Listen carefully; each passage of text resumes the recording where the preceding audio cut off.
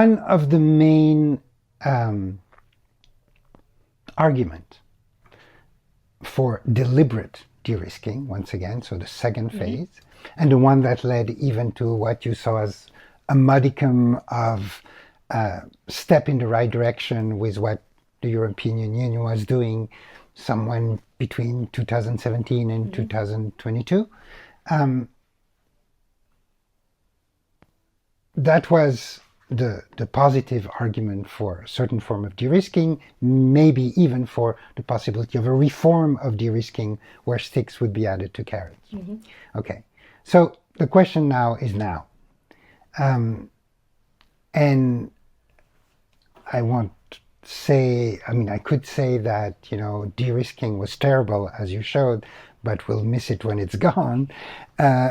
But maybe we are at a juncture like that because some hegemons are starting to whine again, and we don't have a de-risking for a green future rhetoric anymore. We have a drill, baby drill rhetoric that is going on. So what does that mean for the future of de-risking and the future of the Wall Street consensus? Could it be that Trump 2.0, but also Trump 2.0 in its growing entente with Putin's Russia and their entente for fossil fuel partnership, could that in a way threaten the Wall Street consensus, the de-risking approach, to the extent that its positive argument was about what could be called greenwashing or a greening of the world altogether. So that's a question there, especially when surrounding Trump you have libertarians, and when you think libertarians you think more tax cut than tax credit, so some kind of a return on steroid to the Washington consensus instead of the other. Instead of a Wall Street consensus. However, you've shown recently that de-risking is not dead, even under Trump, and that another kind, dirtier, browner kind of de-risking is possible and is in fact happening. And you took the example of USAID and divestment in USAID, and you showed that it was more complicated than just a form of divestment. So if you can just go back to that as an example of the new era possible of de-risking under Trump. Very good. So let's put it this way. The election of Donald Trump in November 2024 seemed at first to kind of announce a break, I would say, at least in the BlackRock kind of Wall Street consensus that the Biden administration embodied so well. If you think about what the role of BlackRock in the Wall Street consensus, I mean, I use it as an example regularly because not just because it's a large global asset manager, not just because it often deploys its infrastructural power to fight back against more transformative state projects that threaten the premise of this kind of de-risking investability partnership. And the European Union is a good example of where it fought back very viciously and very systematically against the attempts of the European Union to create a framework for disciplining brown capital or carbon capital, in which I include BlackRock, despite its many attempts of greenwashing. And the Biden administration seemed to me, once it was elected and once its initial Rooseveltian impulse, because, at the beginning Biden thought of himself a Roosevelt. He denounced the inequalities of capitalism. He denounced the unfairness. He promised to do redistribution. He promised to go against big capital. And for a while I thought, well, maybe this means that the structural and political power of BlackRock would be rolled out. But when you look at the design of the Inflation Reduction Act, you will see that one of its main architects came from BlackRock, Brian Deese. He was previously with Obama administration as a climate policymaker. And the intuition of the Inflation Reduction Act is very much the intuition of de-risking. It says you get tax credits if you invest in these priority areas that have to do with clean technologies or they have to do with clean energy infrastructure. These tax credits are a sublime form of carrots, if you want, because they stack. And this has to do a lot, not necessarily with the specific preferences of the Biden policy elite, but with the political constraints of trying to push an industrial policy package through an American political system in which the Republicans are constantly, and some Democrats are going to constantly obstruct that process. So the political compromise is a stacking of carrots that includes, rewards if your new clean tech plant or your new solar plant has some worker-friendly provisions, if it meets certain local sourcing requirements. So it's, in a sense, it's progressive aspirations repackaged as carrots for not just BlackRock, but other kinds of private financial institutions.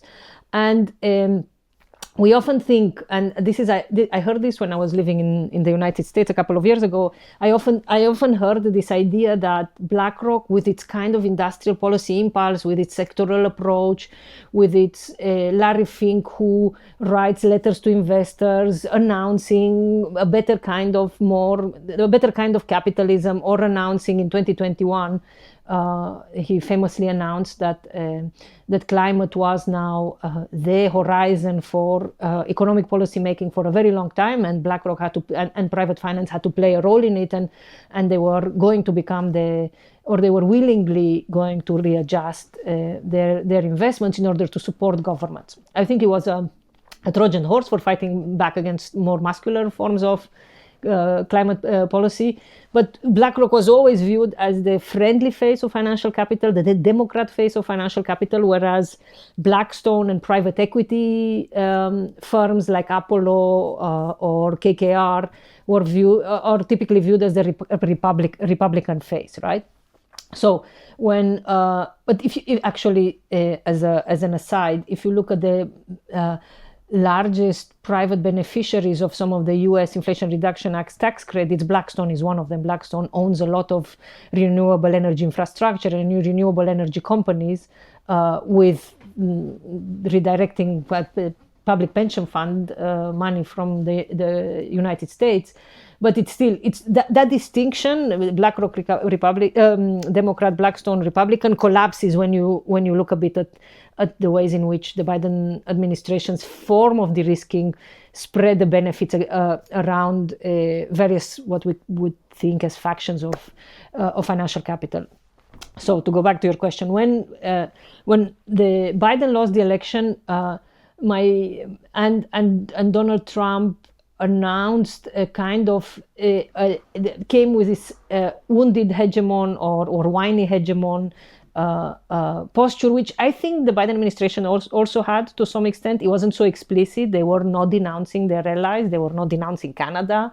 They were not denouncing the European Union. But the Inflation Reduction Act was explicitly as a plan to try to attract investment from the European Union into the United States. It was a plan that Europeans felt as a great betrayal of the alliance. So it's the continuities are there. But I still thought, okay, maybe the age of the Wall Street consensus is at its dawn, because this soft, in some ways, de-risking is a soft power approach. It says we can achieve things if we partner with private capital. We can have priorities that are that the market likes, but also they can be framed in a progressive way. And the great power politics discourse is not there. It is not explicitly there. But since then, I'm starting to think that actually we can think of the Trump administration as a form or a mutation of the Wall Street consensus. So it's not the end, it's a mutation. And before I go to talk about the two pillars, which I think are important to identify in the economic and macro-financial logic of the second Trump administration, let me just give you an account of how the US aid trajectory convinced me that maybe we are just seeing a kind of, neo-colonial de-risking at play in the Trump administration. So the story of US aid, if you talk to a broad section of on the political spectrum, the story of the Dodge dismantling the US aid is this was an institution of American soft power that did a lot of good. It helped countries, poor countries in the global south. It helped poor people of poor countries in the global south in a way that not many other countries did, and losing that funding will basically mean a terrible loss, not just for soft American power, but also for the people who are benefiting there. And what I do in that piece that you described in Phenomenal World is to say, well, if we look more carefully at what USAID was doing before January 2025, the USAID, like many official aid institutions of countries in the global north, was an instrument of de-risking besides doing, gender work and besides doing humanitarian work. It did work as an arm of de-risking for the United States. You can see it in the Power Africa projects that it supported, which and I provide in there several examples of countries ranging from Kenya to Ghana to Uganda, where USAID helped BlackRock or other private financiers basically enter de-risking partnerships with governments that were structured to greatly benefit BlackRock at the significant extent of local taxpayers and the expense of local industries. And there is a story about the a Kenyan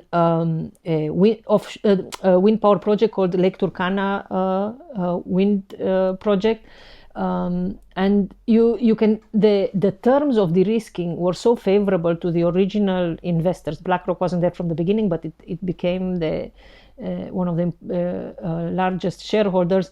The terms of de-risking were so unfavorable for the Kenyan state, who agreed and entered a purchasing power agreement that says, I'm going to buy at this price for this amount of years, and plus I'm going to support plus international institutions, including the USAID, provided some other kinds of de-risking for the loans given to the project managers.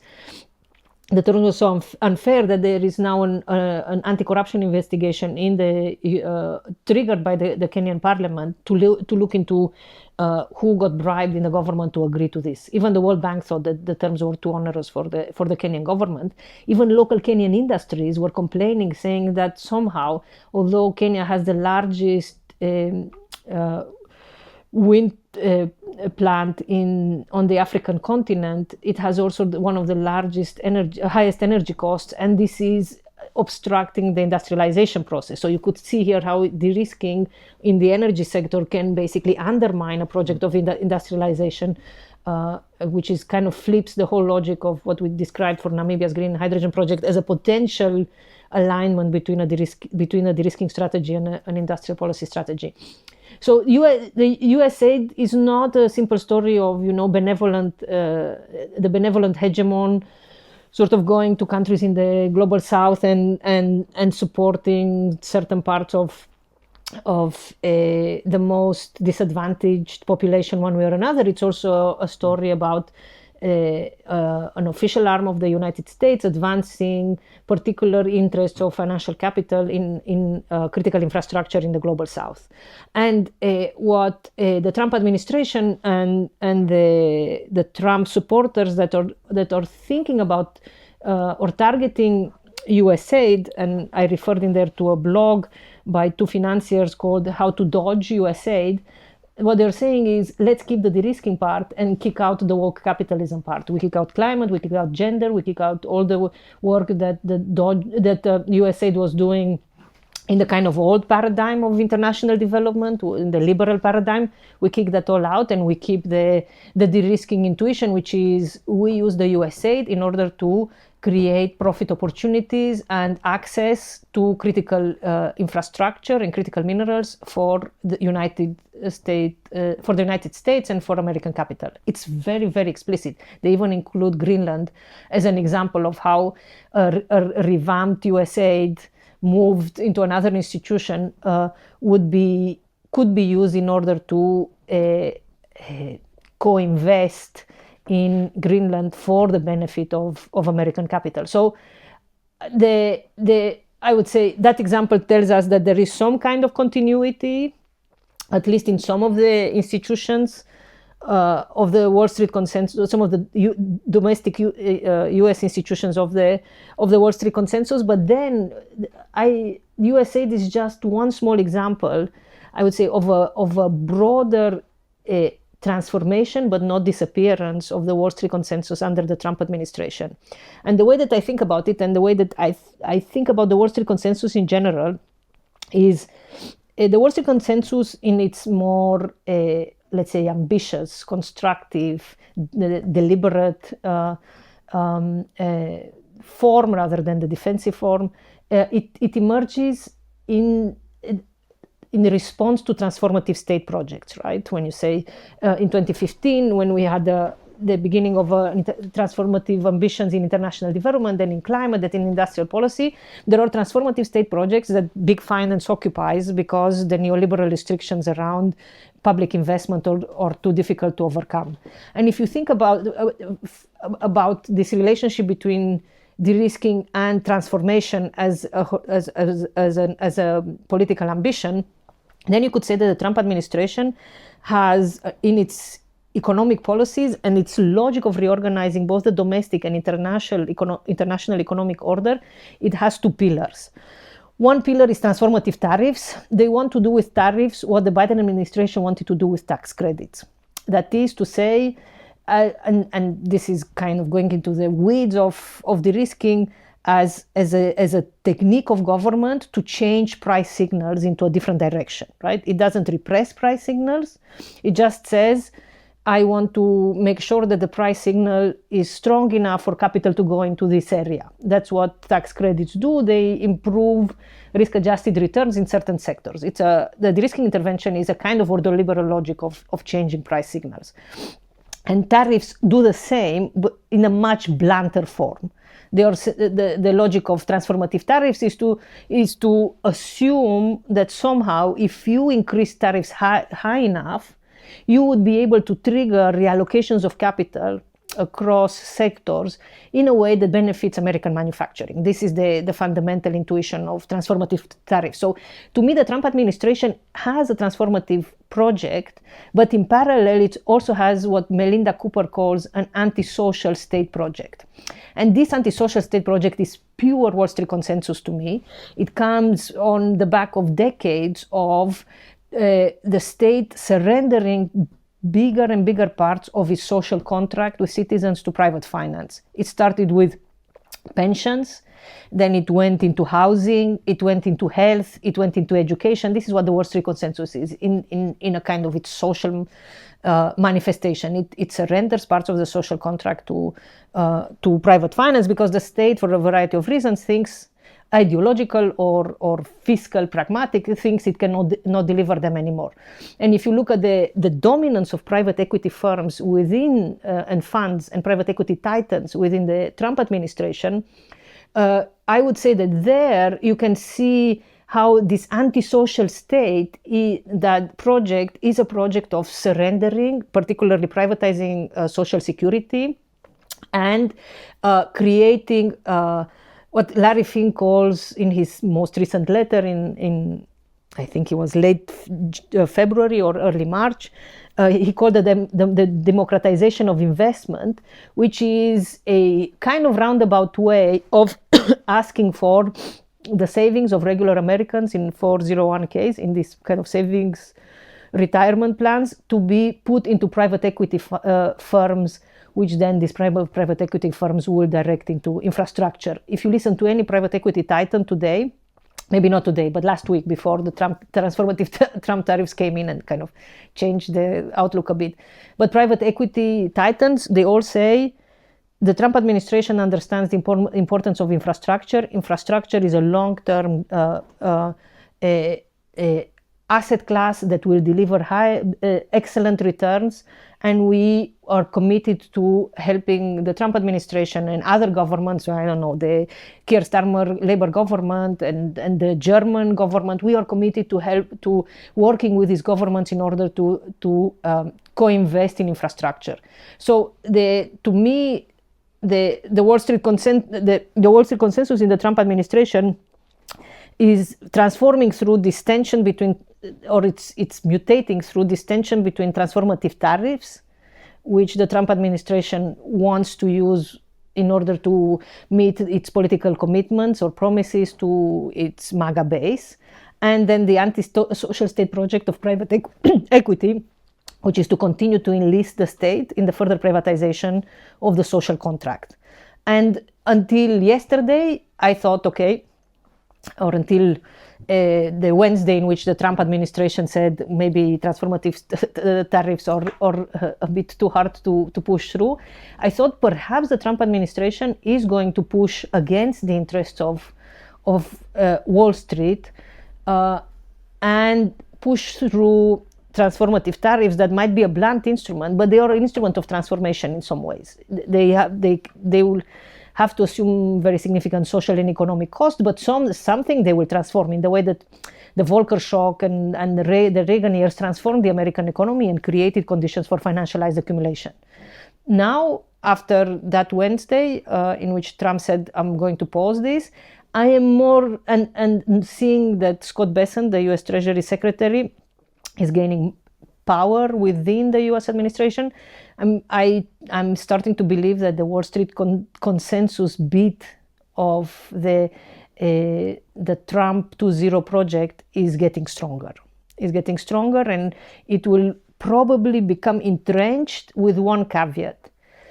It is possible at some point that either because the existing tariffs on China, which can maybe still be called transformative in some ways because China is such an important trading partner directly and indirectly, it is possible that it will continue to create stock market and bond market tensions and exit from US dollar assets that will push the Trump administration into the direction which my critique of de-risking suggests we have to go into in order to move away from this kind of post-neoliberal logic of de-risking. We need to reconsider the relationship between the Treasury or the Ministries of Finance, between government in general, elected government, and central banks. And if Donald Trump goes into that direction, if he says, you know what, I want the Fed to do things for me, and this independence can't continue because I can't transform the international order, I can't transform the national order with an independent Federal Reserve. Every large transformative state project that was successful required a different institutional configuration. If this happens, then I would say the Wall Street consensus is dead. I would say that probably is the best way to read the death of the Wall Street consensus is when central banks lose independence and become an arm of the state deployed for transformative purposes, whether authoritarian or other kinds of purposes. But until that happens, I would say the project has to stay alive because, or the logic of the Wall Street consensus will remain hegemonic because any kind of government that wants transformation will still have to run into the question of how do we pay for it.